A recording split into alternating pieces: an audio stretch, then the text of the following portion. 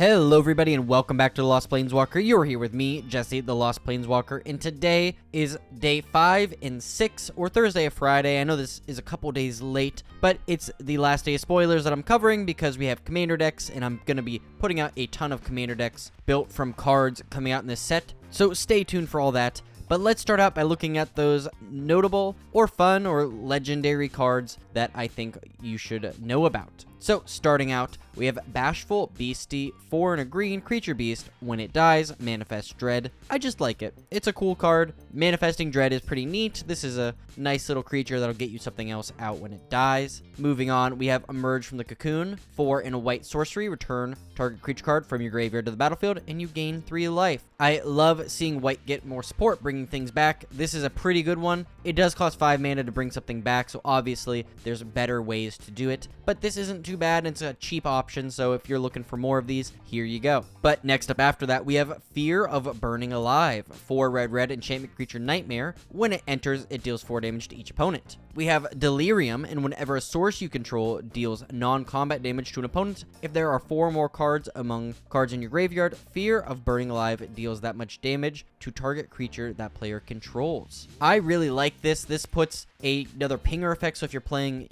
a lot of instants dealing, damage to your opponents, like Pyrohemia, you can deal a ton of damage with Fear of Burning Alive and help clear the board. So this is a very fun card here. Next, we have a room, and I think it's the only room today, but we have Greenhouse and Rickety Gazebo. Greenhouse here, 2 and a green. Land you control have tap to add 1 mana of any color, which is always very nice. And then Rickety Gazebo, 3 and a green. When you unlock this door, mill 4 cards, then return up to 2 permanent cards from among them to your hand. Letting you mill, then return some stuff is pretty nice, and you'll certainly be able to activate this one. Neither of those are very expensive, so I can definitely see people actually playing this room compared to some of the other ones. Next up, we have Growing Dread, a green and a blue enchantment with flash. When it enters, you manifest Dread. Then, whenever you turn a permanent face up, put a +1/+1 counter on it. This is probably going to be a pretty good card for limited play. I can definitely see this flashing in, getting a creature, whether you're going to use it to block or whatever. It's pretty nice, and then when you turn it face up, it's just going to get a little bigger. So I could definitely see some cards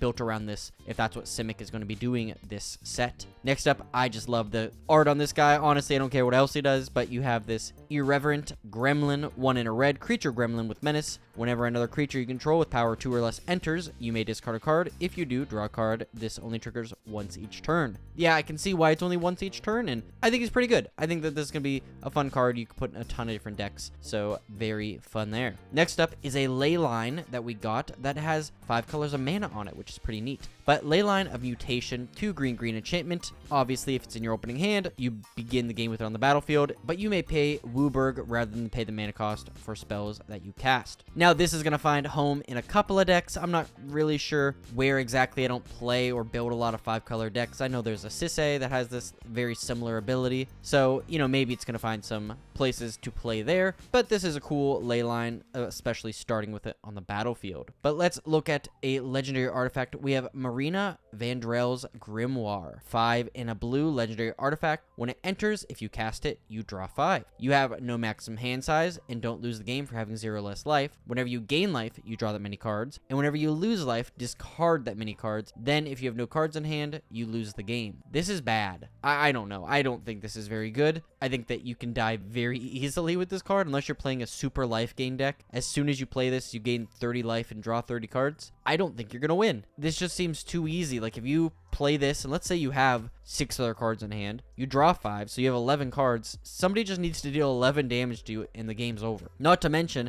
if you're drawing out your whole deck and you can't find a way to win, let's say, I don't know why you'd play this if you couldn't, but you're just gonna basically self-mill yourself by drawing your deck and continue to have to draw, or you're just gonna die. So, yeah, this is cool. I'm sure there's some combo where you gain infinite life, maybe Heliod, where you just draw out your whole deck and you can play Thassa's Oracle. I don't know. This is cool. It'll find a home somewhere. It's just expensive, and I think you're probably going to die from it more than you're going to benefit unless you have that entirely set up. But next, we have Omnivorous Flytrap, 2 and a green, creature plant with Delirium. When Omnivorous Flytrap enters or attacks, if there are 4 or more card types among cards in your graveyard, distribute 2 +1/+1 counters among 1 or 2 target creatures. Then, if there are 6 or more card types among cards in your graveyard, double the number of +1/+1 counters on those creatures. That's pretty great. I mean, having 6 cards versus 4 is not that much harder to do. I mean, you do have to play additional types, so you're going to really need to maximize that. But double encounters, that easily seems very good. In addition, you can just put this on this and double this and just make it super big. You can distribute those counters, so you can buff up 2 creatures and then double counters on 2 creatures. So I think this is going to be a very fun card. You'll probably see played somewhat. Next, we have the Roller Crusher Ride X2 in a red legendary enchantment with Delirium. If a source you control would deal non-combat damage to a permanent or player, while there are 4 or more card types among cards in your graveyard, it deals double that damage instead. When the Roller Crusher Ride enters, it deals X damage to up to X target creatures. So basically, you're going to play this, you're going to try and clear the board. If you have Delirium, you're going to have to pay less mana into it, and then it'll just be a stagnant enchantment that's just going to help you deal double damage to permanents and players. So I really like this, especially if you play this to clear the board of an opponents that you want to take out, and then you can basically just trundle in and knock them out. This seems very good. Next, we have the Unstoppable Slasher, and this guy's pretty spooky. I think this is one of the alternate frames I think best represents. Some of the alternate frames are kind of wacky, but I really like how this one looks. But the Unstoppable Slasher, 2 and a black creature zombie assassin with Death Touch. When it deals combat damage to a player, they lose half their life rounded up, which is sick. Then when it dies, if it had no counters on it, return to the battlefield tapped under its owner's control with 2 stun counters on it. So this basically never goes away, the unstoppable part there, obviously. If you have ways to remove stun counters or untap this early, you can keep getting this back over and over again. So I really like this card. Next is Vile Mutilator. 5 black creature demon. As an additional cost, cast a spell, sack a creature or enchantment. Flying and trample. When it enters, each opponent sacks a non-token enchantment, then sacrifices a non-token creature. Yeah, it's worth a little bit, but making somebody sack 2 things for the cost of 1 and paying 7 mana, which is a lot, but this is an uncommon, seems pretty good. This I could definitely see in limited, especially because this set focuses in around enchantments. So this seems very, very good. And then lastly, I just love them. We got Wary Watchdog, 1 in a green that says when Wary Watchdog enters or dies, surveil 1. He's just a good little boy